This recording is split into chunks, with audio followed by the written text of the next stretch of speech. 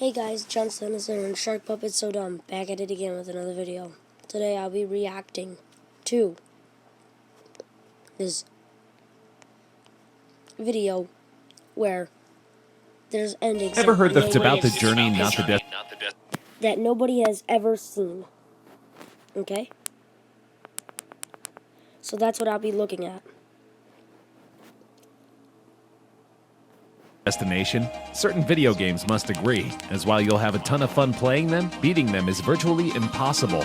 Check out these 5 classic games whose endings almost no one has ever seen.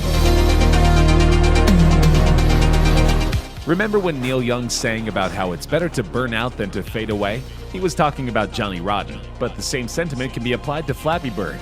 This highly addictive game showed up, exploded in popularity, then disappeared in the blink of an eye. In early 2013, a game designer named Dong Nguyen created Flappy Bird as a response to what he saw as games growing overly complicated and needlessly flashy. He felt simple, colorful games that were nevertheless insanely hard to beat were the way to go, and Flappy Bird was exactly that. Anyone can figure out how to play, since all you did was press the spacebar to make Flappy Bird jump and avoid pipes. Actually avoiding them, however, proved incredibly hard. Most players couldn't earn more than a handful of points. It didn't help that Nguyen yanked the game almost as soon as it went big.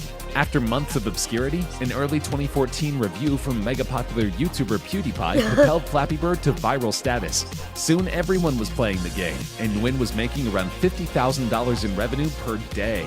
That is until Nguyen pulled the game from all app stores in February 2014, citing guilt over the game's highly addictive nature. He's since re-released it in a different form, but it's not the same Flappy Bird that caused millions to pull their hair out trying to reach the end.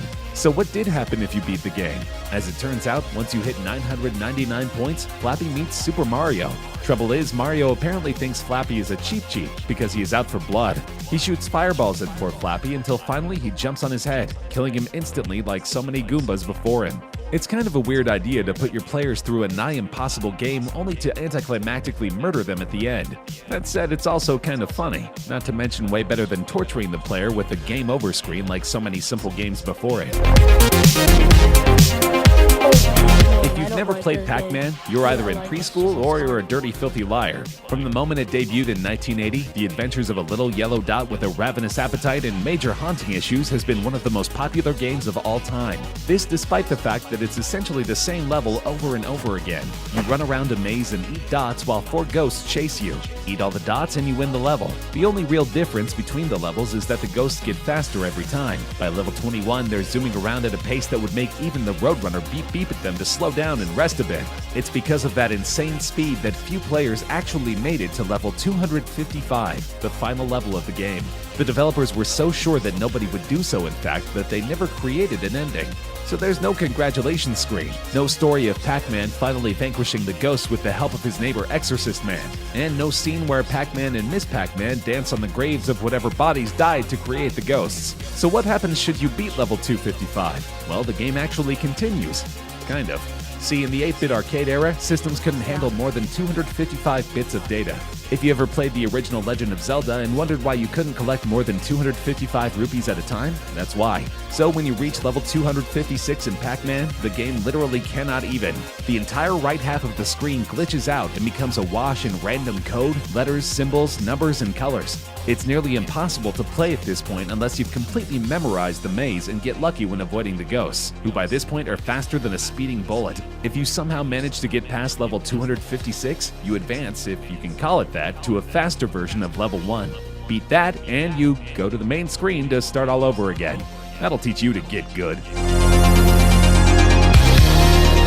Donkey Kong is another early 80s arcade game that became an immediate hit. The story of a giant ape kidnapping a fair damsel named Pauline and a pudgy plumber running and jumping up tower after tower to save her proved popular enough to spawn an entire company's future. Without Donkey Kong, there would be no Mario, and probably no Nintendo. You know your game is great when you release it with a ridiculous name. Seriously, Donkey Kong. Let me tell you, if it weren't for Donkey Kong, Nintendo wouldn't be a thing. They'd be so unpopular. Kong is clearly not a donkey, and everybody is having too much fun to care. The story only spans 4 levels, which are then repeated with obstacles increasingly becoming faster and harder to avoid.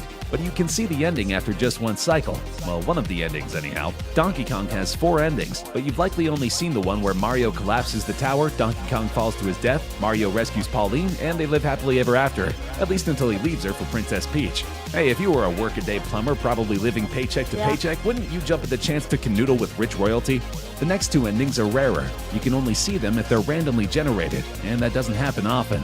In Ending 2, Kong falls to his death as before, but squashes Mario in the process. You can even see our plucky plumber's disembodied head beside Kong's lifeless body. Who knew a 1981 arcade game for kids contained a gory scene that would rival anything out of Mortal Kombat? As for poor Pauline, she's left on top of the tower all alone, heartbroken and confused. I like to think she found consolation in Luigi's loving arms shortly thereafter. Then there's Ending 3, the most bizarre one of all. Here, Mario collapses the tower, but Pauline falls to her death. Mario and Donkey Kong lock eyes and a heart appears between them. The implication is that a human and an ape have just fallen in love, which raises all sorts of disturbing questions. What would their dates be like? Would they sire children? Would anyone allow them to adopt? How does Mario explain Pauline's death to the authorities? Better to just move on and discuss the 4th ending, which occurs on level 22. Up until now, the game had been awarding bonus points based on an algorithm that took the level number, multiplied it by 10, and then added 40. Problem is, 22 times 10 plus 40 equals 260, which is higher than the 255 bits of data that the games of the era could handle. The result? Level 22 glitches, and Mario dies seconds after starting up. No barrels or fire hits him, he just mysteriously croaks. Maybe it was a heart attack from all the pasta. Mention Battletoads to any 90s gamer and watch their eyes roll back in horror. It's not because the game was bad, but because it was so insanely difficult that forcing someone to play through it could possibly be considered cruel and unusual punishment. On its surface, the game is basic enough. You play as one of 2 Battletoads on a mission to rescue Princess Angelica and Toad number 3, Pimple, from the clutches of the evil Dark Queen. What saves it from being Teenage Mutant Ninja Turtles but with toads is how it's one of the most frustratingly difficult video games in history. In particular, the wind tunnel level is perhaps the most infamous example of a game being infuriatingly and unnecessarily challenging. Even TMNT's traumatic water bomb level can't compete with Battletoads' controller-destroying challenge. It's no wonder many gamers have never seen the end of the game. However, despite it seeming impossible, you can beat Battletoads, and there is an ending. The final boss is the Dark Queen, who isn't nearly as much of a challenge as the obstacles she's laid out for the Toads. Beat her, and she runs away. She declares that she'll be back, and then she disappears in a tornado of evil. You rescue Pimple and Angelica, return to your ship, declare it's time to party, and then you leave. It's all pretty anticlimactic, especially after all that hair-pulling challenge. They should have at least forced the Queen to race through her own wind tunnel for all eternity as punishment. That'll learn her. Next time you're offline and try to access Google Chrome, hit the spacebar. That T-Rex you see will spring to life and start running. Welcome to the Chrome T-Rex game, proof that you don't need the internet to waste time on the internet. The game's premise is as simple as can be. T-Rex runs and you have to use the spacebar to make him jump over cacti, birds, and other obstacles. Keep it up until you lose. The challenge comes from the game getting increasingly faster as you rack up the points. Once you hit 1,000 points, you're practically screaming across the screen, and you likely won't keep your dinosaur buddy alive much longer. But people just keep trying. Since its launch in 2014, T-Rex game has been played billions of times. By 2018, it was averaging 270 million plays per month. It has proven so addicting, in fact, Google's developers were forced to give companies and schools the option to disable the game. Simply put, too many students and workers were wasting too much time playing it. All this for a game where virtually nobody has even beaten level 1. That's because to do so, you need to amass a whopping 100,000 points. Once you accomplish this nearly impossible task, you get a quick attaboy from Google, and then level 2 begins. This is, of course, provided your spacebar doesn't completely dissolve by that point. As for the ending, nobody knows the ending. That's okay though, because you won't ever see it. This has nothing to do with your gaming abilities and everything to do with how you are not immortal. According to the developers, it would take around 17 million years to make it to the end of T-Rex game. To compare, the T-Rex species only lived for 2 million years before that dang meteor killed them off. Maybe stick with Mario games? The princess might be in another castle, but at least you can make it to the castle.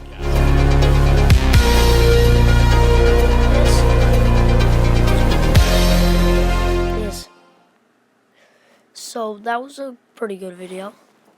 Been a while since I've seen one like this.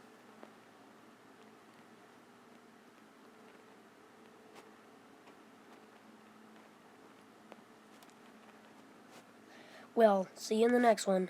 Goodbye.